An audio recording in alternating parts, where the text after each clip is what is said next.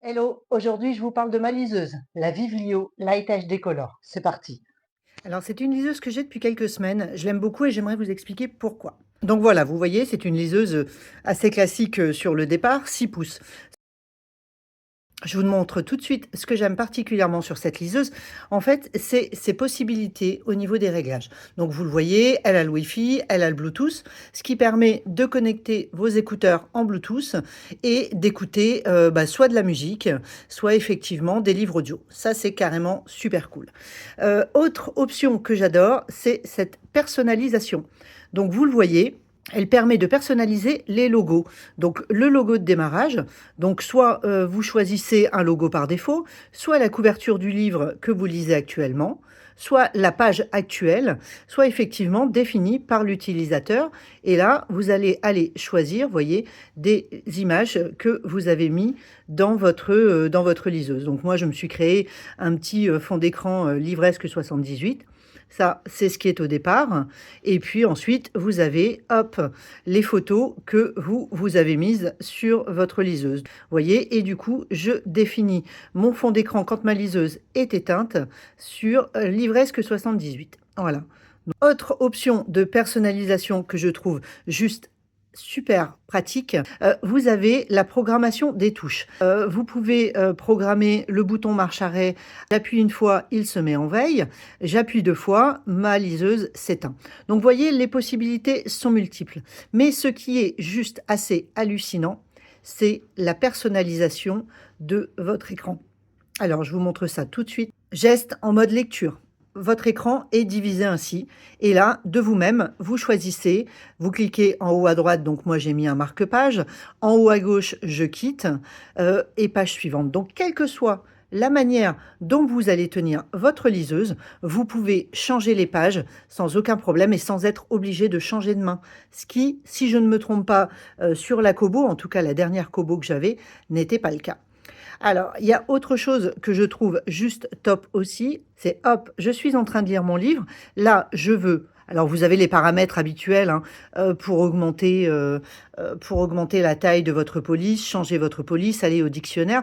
Vous avez aussi la voix, c'est-à-dire que votre livre peut être lu vocalement. Alors, c'est une voix très, très robotisée. Hein, je vous cache pas que je suis pas hyper fan, mais bon, ça peut être assez pratique quand même. Pour ce faire, il faut connecter vos écouteurs Bluetooth. Moi, ce que je voulais vous montrer, c'était ça. Chose qu'on n'a pas sur la Kobo, personnellement. Voilà. Là, vous voyez, je la mets en mode comme ceci. Et malgré tout, je vais pouvoir continuer à changer mes pages exactement comme si j'étais sur le mode portrait classique. Hop, là, je veux y retourner. Tac. Voilà, faire pivoter. Je choisis dans quel sens je le fais pivoter. Je le fais pivoter ainsi. Et voilà. Et là, je peux revenir sur la façon classique de changer mes pages. Alors bien entendu, hein, vous le voyez, ce que j'aime également sur cette liseuse, c'est que bien entendu, elle est en couleur. Alors beaucoup me diront, l'intérêt, c'est effectivement les BD, les magazines ou ce genre de choses. J'avoue que je lis peu de BD. Moi, je suis vraiment branchée couverture en couleur. Et ça, je trouve franchement ça super cool. Vous pouvez mettre des BD dans votre liseuse. Donc, vous voyez, là, on est sur les livres audio. Alors, moi, je n'en ai pas, mais effectivement, vous pouvez mettre vos livres audio dans votre liseuse. Hop, vous revenez sur le menu de base.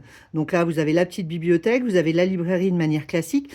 Et hop, et de façon intégrée dans la liseuse, vous avez toutes ces différentes applications.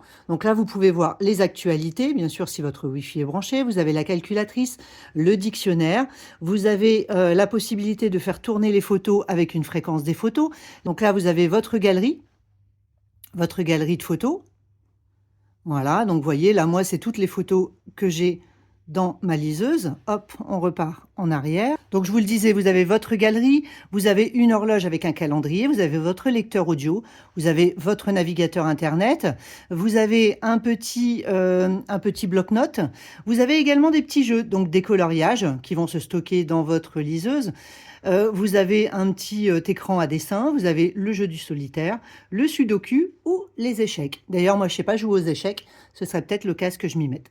Donc voilà, vous voyez, moi je trouve cette liseuse assez complète. Alors je pourrais vous la présenter de façon encore plus longue. Moi je n'ai pas encore découvert la totalité de ses capacités.